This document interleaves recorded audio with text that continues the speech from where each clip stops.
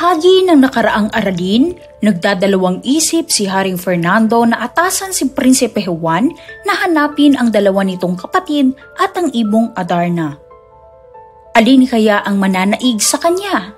Ano naman ang maaring mangyari kay Prinsipe Juan? Ito ang tatalakayin natin ngayon. Aralin ikapito, Pag-asa, dulot ng dasal. Si Don Juan naman pala'y naghihintay lang sa ama.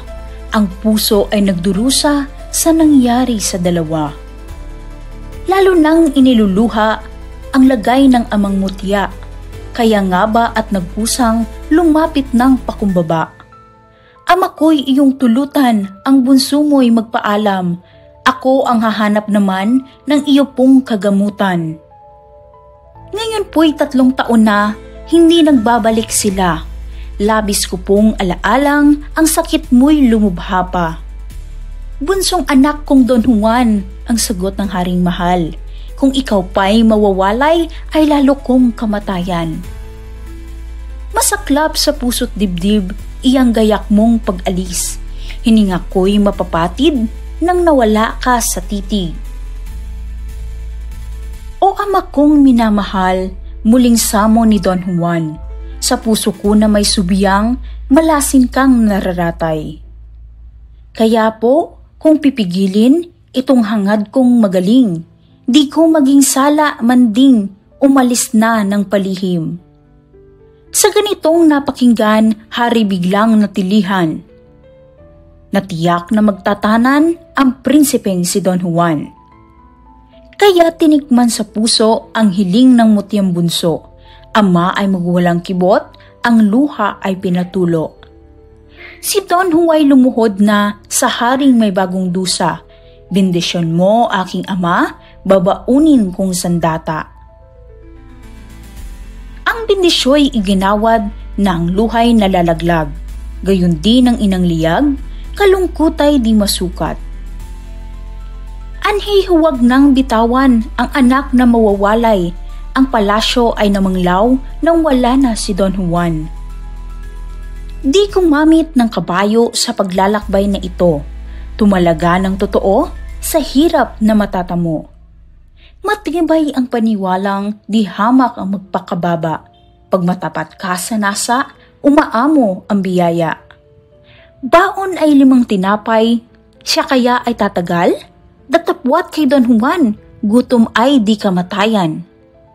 Habang kanyang binabagtas ang parang na malalawak, sa puso ay nakalimbag ang berheng inang marilag. Hinihinging patnubayan ang ulila niyang lagay, hirap ay pagtiisan sa pag-ibig ng magulang. At makita ang kapatid na launang nawawaglit, anuman ang nasapit, naway ligtas sa panganib. Tuwing makaisang buwan ang paglalakad sa parang, saka lang naiisipang kanin ng isang tinapay. Gutom ay di alumana, lakas na may walang bawa. Walang hindi binabata, mahuli lang ang Adarna. 4 na buwan ng ganap ang haba ng nalalakad. Ang nakain na may 4 sa tinapay na tumigas. Sinapit ding maginhawa ang landas na pasalunga. Si Don Juan lumuhod na't sa berheng na pakalara. Ako'y iyong kahabagan, berheng kalinis-linisan, ng aking ding matagalan, itong matarik na daan. Nang sa berheng makatawag sa sandaling na manatag, kumait nagpasalamat sa Diyos Haring Mataas.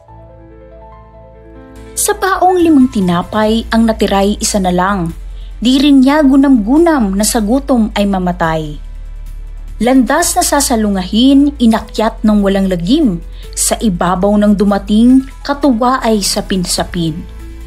Dooy kanyang natagpuan isang matandang sugatan, sa hirap na tinataglay, lalambot ang pusong bakal. Ang matanda ay leproso, sugatan na parang lumpo, halos gumapang sa damot kung dumaing Diyos ko. Pagkakita kay Don Juan, ang matanday na nambitan, sa malaking kaawaan ay madaling nilapitan. Ang matandang may dusa, "Maginoo, maawa ka. Kung may baon kayong dala, ako po ay limusan na." Parang habag na ng Diyos, magdalita sa may lunos, kung sakit ko'y matubos, ako na may maglilingkod. Sagot nitong si Don Juan, "Ako nga po ay may taglay, natirang isang tinapay na baon sa paglalakbay." Sa lalagyay dinukot na yaong tinapay na dala, iniabot ng maligaya sa matandang nagdurusa. Gaano ang katuwaan ng matanda kay Don Juan, ito'y halos niyang hagkan sa ganda ng kalooban. Mulik-muling pasalamat ang masayang binibigkas at sa nais makabayad sa prinsipeng nagpahayag. "Huwag maging di paggalang, ano po ang inyong pakay? Ako po ay pagtapat at baka kayo'y matulungan. Kung gayon po ay salamat, hari na ngang maging dapat. Ang dito po'y aking hanap sa ama kong panlunas. Ama ko po'y nakaratay sa lubmalubhang karamdaman. Ibong adar na nga lamang ang mabisang kagamutan. Bukod dito'y may isa pa, ngayon po'y 3 taon na. Ang kapatid kong dalaway nawawala't di makita." Sa aba ko o Don Juan, sa matandang katugunan, malaki pang kahirapan ang iyong pagdaraanan. Kaya, ngayon ang bilin ko ay itanim sa puso, mag-ingat kang totoo at nang di ka maging bato. Sa pook na natatanaw ay may kahoy kang daratnan, dikit ay di ano lamang kawili-wiling tingnan. Dooy huwag kang titigil at sa ganday mahumaling, sapagkat ang mararating, ang buhay mo ay magmaliw. Sa ibaba'y tumanaw ka't may bahay na makikita, ang naroong tao'y siyang magtuturo sa Adarna. Itong limos mong tinapay dalhin mo na o Don Juan, nang mabaon mo sa daat, malayo ang paroroonan. Ang prinsipe di kumibo, ngunit nasaktan ang puso. Ang matanda'y hinuhulong, baka siya'y binibiro. Pagkakwan ay nagbadya, "Maginoo, bakit po ba't? Iya'y isa sa uli mo pa, gayong naibigay ko na. Ugali ko pagkabata na maglimos sa kawawa, ang maipagkakawang gawa, bawiin pa'y di magawa." Pinilit ding ibigay ang limos niyang tinapay. Sa pagtangi kay Don Juan, ang matanda ay nilisan. Tinulinan ng paglakad, parang ibong lumilipad, kaya't ang malayong agwat narating din niya agad.